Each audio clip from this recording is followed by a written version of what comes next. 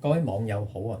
今晚想同大家分享一個蒸嘅餸菜，因為早前咧有網友就留言俾我話：師傅啊，可唔可以介紹多啲蒸嘅餸菜呢？咁我諗下，都就嚟過年啦，不如就做一個清蒸老虎斑啦。咁希望大家中意我今日呢個餸菜啦。以前我阿媽都好中意食我嘅蒸魚㗎，咁我希望可以透過我嘅視頻，能夠將我咁多年嘅經驗同埋心得同大家分享啦。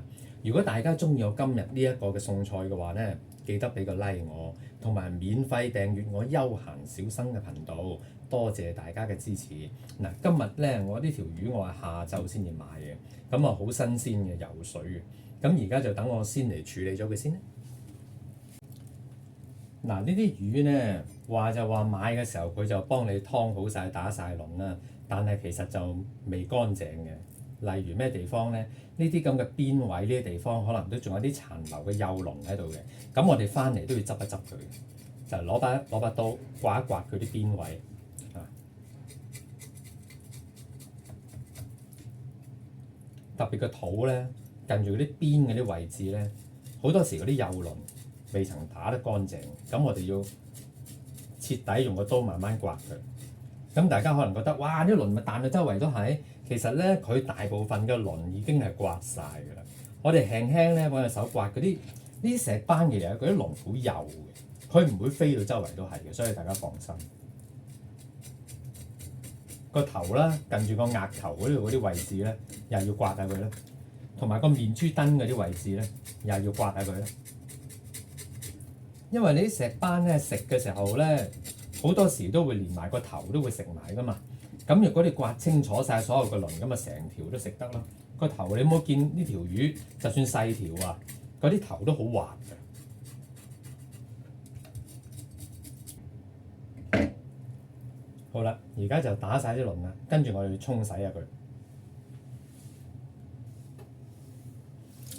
嗱，而家咁我哋沖洗下佢啦。佢其實石斑咧，你乜斑都好啦，佢都係好似個表面有啲滑潺潺啊，好似鼻涕嗰啲咁嘅嘢嘅。咁你就可以用嗰筆菜刀咧刮佢，刮佢，盡量刮走咗佢。若果你怕嗰啲滑潺潺咧，你可以刮走佢。咁啊，盡量洗乾淨啦，裏邊啲血水啊嗰啲地方，揾隻手指慢慢刮走咗佢。因為呢啲都係有啲腥味嘅來源嚟嘅。嗱，如果你話石斑嚟計咧，我就覺得我自己覺得啦，你買一斤環繞住一斤呢個 size 咧就最好，因為佢比較滑嘅，同埋咧就個火候咧控制又比較容易啲啦。嗱，咁而家大致上洗到佢裏邊咧就冇嗰啲紅色啊，一嚿嚿嗰啲古靈精怪嘢，洗乾淨佢，然後個肚全部白，個腮都係，咁就 OK 㗎啦。咁而家就索乾水佢。嗱，而家條魚咧已經洗乾淨咗㗎啦。我哋跟住要做咧，就要將佢啲水分盡量抹乾佢。我哋用個手指抹，同埋佢面頭有啲滑潺潺嗰啲咧，我哋都可以用個手指大力一捽佢，可以捽走咗佢。大家抹嗰陣時留心啦，因為咧石斑嘅頭啊嗰啲地方有好多嗰啲尖刺嘅，你抹嘅時候咧小心戒親手啊。同埋抹埋個肚啦，個肚裏邊啲水啊，個頭裏邊嘅腮嗰啲位置咧都抹晒佢，抹到佢黐手為止。因為呢個過程好緊要嘅，如果你唔索乾佢嗰啲水咧，條魚就會有帶腥味。好啦，而家條魚咧已經抹到佢乾晒啦，跟住落個步驟做乜咧？落胡椒粉，面同埋底個肚裏邊都落胡椒粉，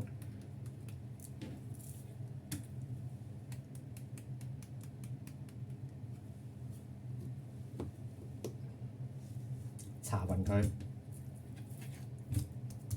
然後落生粉。咁大家可能會覺得，喂，你攞啲生粉落去做乜啊？落生粉條魚會滑好多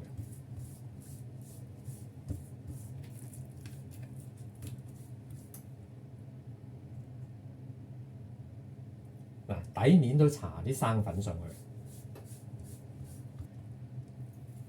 個魚肚裏邊咧都係搽啲生粉。好，條魚基本上就係處理好㗎啦，跟住再處理埋嗰啲材料。嗱，而家我處理咗啲葱先啦，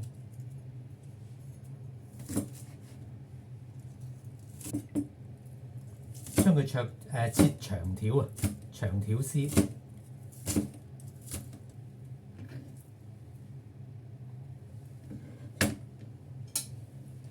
好啦，而家啲葱絲咧已經切好晒啦，我哋用啲凍滾水浸住佢，唔好落水喉水，凍滾水浸下佢。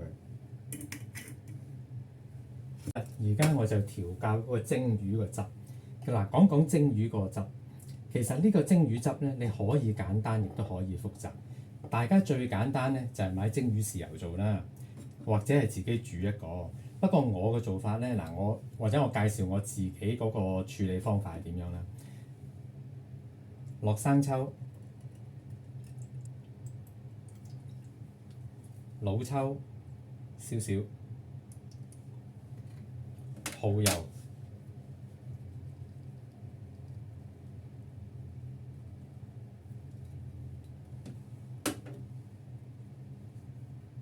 糖，我俾2羹。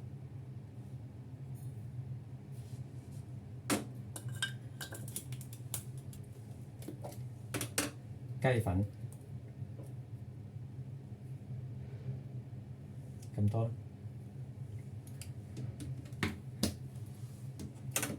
嗱，呢個汁咧，我係憑自己感覺嚟到去做嘅啫。咁大家咧最實際咧就係你攪完咗之後咧，點少少試個味，試個味睇下啱唔啱自己。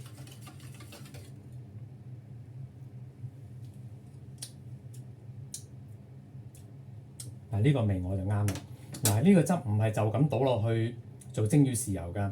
到你碟魚蒸好咗之後，你要加翻相同份量嘅滾水落去，攪勻佢，然後就淋落條魚嘅兩邊。咁而家我就擺埋一邊備用先。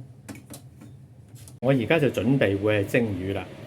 呢一條魚大概應該都係13兩度嘅啫。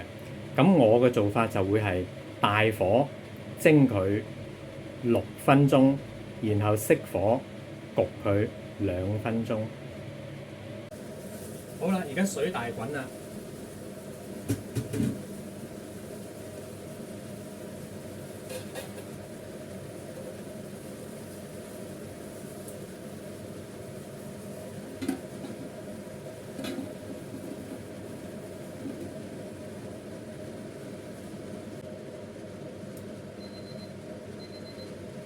好啦，8分鐘啦。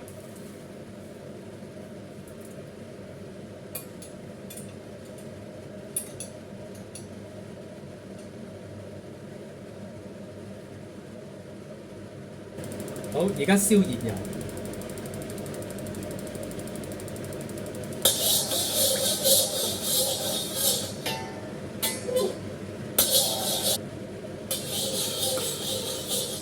好，熄火。落葱，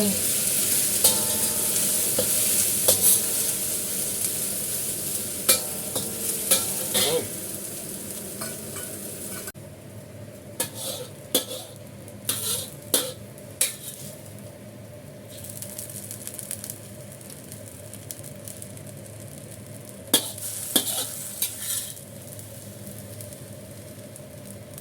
將加咗熱水嘅豉油汁。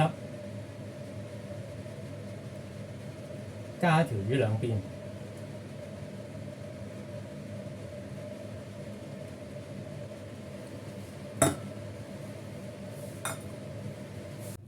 我今日呢一味嘅清蒸老虎斑又搞掂啦！大家鍾唔鍾意呢？如果大家鍾意我今日嘅分享嘅話呢，記得俾個 like 我，同埋免費訂閱我休閒小生嘅頻道。多謝大家嘅支持。而家我就食魚先啦，我哋聽晚再見啦，拜拜。